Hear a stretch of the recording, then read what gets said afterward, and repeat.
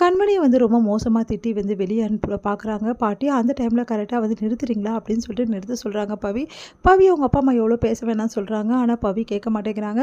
என்ன நினச்சிட்டு இருக்கீங்க நீங்கள்? கண்மணி அக்கா மேலே எந்த தப்புமே கிடையாது. இதுக்கும் கண்மணி அக்காவுக்கு எந்த சம்மந்தமும் கிடையாது. அவள் வேணும்னு ஏதோ பண்ணிகிட்ருக்கான் அப்படின்னு சொல்லிட்டு ஏன்டா இப்படிலாம் பண்ணிகிட்ருக்க? உனக்கு என்னடா வேணும்? இங்கே பார், உனக்கு சம்மந்தப்பட்டவன் நான் தானே, நீ என்ன தானே சொல்லணும், ஏன்டா கண்மணி அக்காவை சொன்னேன் அப்படின்னு சொல்லிட்டு கேட்குறாங்க. அதை கேட்டு எல்லாம் அதிர்ச்சிட்டு நீ என்னம்மா சொல்கிற பவி அப்படின்னு சொல்லிட்டு நம்ம அன்போட அம்மா கேட்குறாங்க. என்னை மன்னிச்சிடுங்க ஆண்டி, உண்மையிலேயே இவனை தான் நான் கல்யாணத்துக்கு முன்னாடி வந்து இவன் கூட தான் நான் வந்து சுற்றி இருந்தேன். ஆனால் உண்மையிலேயே இவன் மோசமானவன் தெரிஞ்சு நான் விலகிட்டேன். இந்த விஷயம் அப்பா அம்மா கூட தெரியும்.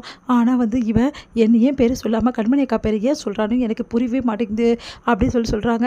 அதை கேட்டுட்டு வந்து அப்படியே எல்லாரும் அதிர்ச்சியாக பார்த்துட்டே இருக்காங்க. நான் சொன்னேன்ல கண்மணிக்கு இதுக்கும் எந்த சம்மந்தமும் இல்லை, யாராவது நம்பினீங்களா? இப்போ பார்த்தீங்கல்ல அப்படின்றாரு அன்பு. சரிம்மா, அப்போ ஏன் கண்மணி பேரை இவன் சொன்னான்? இவனுக்கு தான் தெரியும் ஏன் சொன்னான்னு. அக்கா சொல்லுங்க அக்கா, எதுக்காக உங்கள் பேரை சொன்னான் அவன் அப்படின்னு சொல்லிட்டு கேட்குறாங்க. கண்மணி வந்து இப்போவும் அமைதியாக இருக்கா. அக்கா இப்போவும் அமைதியாக இருக்காதீங்க அக்கா, இங்கே பாருங்கள் உங்களை பற்றி தான் எல்லாருமே பேசிகிட்டு இருக்காங்க. இந்த சமையலை எதுக்காக அவன் சொன்னான்னு எங்களுக்கு தெரியணும் அப்படின்னே, அவன் ஏன் சொன்னான்னு நான் தெரிய வைக்கிறேன் அப்படின்னு சொல்லிட்டு அன்பு போட்டு நல்லா போட்டு சாத்துறாரு. ஐயோ நான் உண்மையை சொல்லிடுறேங்க அழறாரு அவர். அப்போ உடனே வந்து நடந்த விஷயத்தை எல்லாத்தையுமே வந்து சொல்கிறாரு. இந்த மாதிரி தாங்க நடந்தது. நான் கண்மணினா யாருன்னே எனக்கு தெரியாது, இப்போ தான் எனக்கு தெரியும்.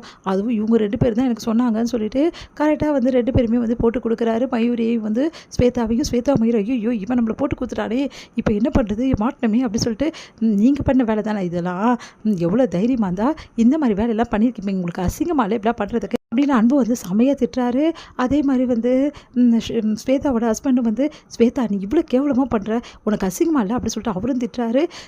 உடனே வந்து நாங்கள் என்ன பண்ணுறது, நாங்கள் 2 பேரும் பேசுறதை பார்த்துட்டு இவங்களுக்குள்ளே வந்து கனெக்ஷன் இருக்குமோன்னு நினச்சோம் அப்படின்னு. அதுக்காக தப்பாக தான் நினைப்பியா, என்ன ஏதுன்னு கேட்க மாட்டியா, எப்படி இப்படிலாம் யோசிக்கிறேன் நீ அப்படின்னு சொல்லிட்டு அன்போட அம்மா வந்து மயூரியை திட்டுறாங்க. கண்மணி என்கிட்டயாவது சொல்லியிருக்கலாமேம்மா நீ அப்படின்னு சொல்லிட்டு அன்போட அம்மா வந்து பேசுகிறாங்க. சாரி அத்தை அப்படின்னு சொல்லிட்டு கண்மணி சொல்கிறாங்க. கண்மணி உண்மையிலேயே உன்னை நினச்சா ரொம்ப பெருமையாக இருக்குமா, என் பொண்ணோட மானத்தை காப்பாற்றுறதுக்கு உன்னோட மானம் போனாலும் பரவாயில்ல நிற்கிறியம்மா, நீ இப்படிப்பட்ட பொண்ணை நான் பார்த்ததே இல்லைம்மா அப்படி பவியோட அப்பா அம்மா வந்து சொல்கிறாங்க. பவி வந்து கிட்ட வந்து கையை பிடிச்சிட்டு கண்மணி கிட்ட அழறாங்க. அக்கா எவ்வளோ பெரிய விஷயம் பண்ணியிருக்கீங்க அக்கா, எனக்காக அக்கா ஏன்க்கா இப்படிலாம் பண்ணுறீங்க, நீங்கள் பாவங்க்கா அப்படி சொல்லிட்டு அழறாங்க. பரவாயில்ல பவி, உன் வாழ்க்கை நல்லா இருக்கணும் தான் இதெல்லாம் பண்ணேன் அப்படின்னு சொல்லிட்டு அப்படியே 2 பேருமே வந்து நெகிழ்ச்சி அடைகிறாங்க. இதெல்லாம் பார்க்குற அன்பு வந்து இப்போவாவது எல்லாருக்கும் புரியுதா, இந்த மாதிரி பசங்க இந்த மாதிரி மிரட்டி காரியம் சாதிக்கணும்னு பார்க்குறாருங்க. இவனுங்களுக்கு வழி வேறு மாதிரி எல்லாரும் எல்லாம் பண்ணி வந்தால் நாட்டில் ஒரு பொண்ணுங்க கூட நிம்மதியாக வாழ முடியாது. பவி வந்து ரொம்ப தைரியமாக இருந்திருக்கா. உண்மையிலே பவி உன்னை நான் பாராட்டுறேன் அப்படின்னு சொல்லிட்டு சொல்கிறாரு. உடனே வந்து தேங்க்ஸ் அன்பு அப்படின்னு சொல்லிட்டு பவி சொல்கிறாங்க. எனக்கு உண்மையிலே என் பொண்டாட்டி நினச்சா ரொம்ப பெருமையாக இருக்குது, என் பொண்டாட்டி எவ்வளோ தைரியமாக எல்லா வேலையும் பண்ணுறா, உண்மையிலே சூப்பர் பவி அப்படின்னு சொல்லிட்டு நம்ம கார்த்திக் பாராட்டுறாரு பவியை. அடுத்து வந்து கண்மணி பார்த்துட்டு, கண்மணி இவனை தேடி போனியே, அப்போ இவன் தள்ளி விட்டான், இங்கே வேற ஒன்று தள்ளி விட்டாங்களே, உனக்கு எதாவது அடிப்படிச்சா கண்மணி அப்படின்னு சொல்லிட்டு கையெல்லாம் வந்து பார்க்குறாரு. என்னாச்சு கண்மணி, உனக்கு எதுவும் பிரச்சனை இல்லைல்ல அப்படின்னு. எனக்கு எதுவும் ஆகலைங்க அப்படின்னு சொல்லிட்டு கண்மணி சொல்கிறாங்க.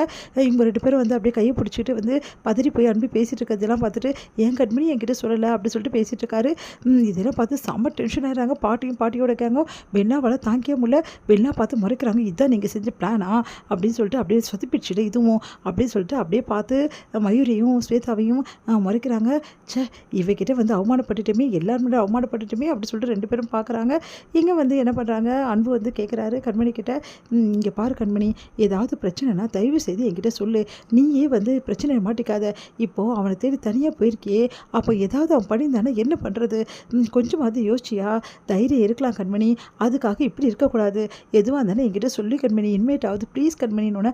சாரிங்க, நான் எப்படி சொல்கிறதுன்னு எனக்கு தெரியலைங்க, என்னை பொறுத்த வரைக்கும் பவி இந்த பிரச்சனையிலேருந்து வெளியே கொண்டு வரணும்னு நினச்சேன், அதை மட்டும் தாங்க நான் யோசித்தேன், வேறு எதுவுமே நான் யோசிக்கல, அதுக்காக இவ்வளோ ரிஸ்க் எடுக்கணுமா கண்மணி அப்படின்னு சொல்லிட்டு மனசு கஷ்டப்படுறாரு. சாரிங்க, என்னை மன்னிச்சிடுங்க, இதுக்கப்புறம் இப்படிலாம் பண்ண மாட்டேன், கண்டிப்பாக இதுக்கப்புறம் உங்ககிட்ட நான் சொல்லுவேன் எல்லாத்தையும், ப்ளீஸ் கண்மணி தயவு செய்து என்கிட்ட சொல்லு, முதல்ல நீ என் நம்பலன்னு நினைக்கிறேன், அதான் நீ சொல்லவே மாட்டேங்கிற, முதல்ல என்னை நம்பு கண்மணி அப்படின்னு. சரிங்க இனிமேட்டு சொல்கிறேன்றாங்க. வெள்ளம் வந்து நடந்த விஷயத்துக்கு எல்லாத்தையுமே வந்து யோசிச்சுட்ருக்காங்க. இப்படி நடந்துருச்சே, கண்மணியை அப்படி வந்து அன்பு பார்க்குறாரு அப்படி சொல்லிட்டு அப்படியே டென்ஷனாக வராங்க.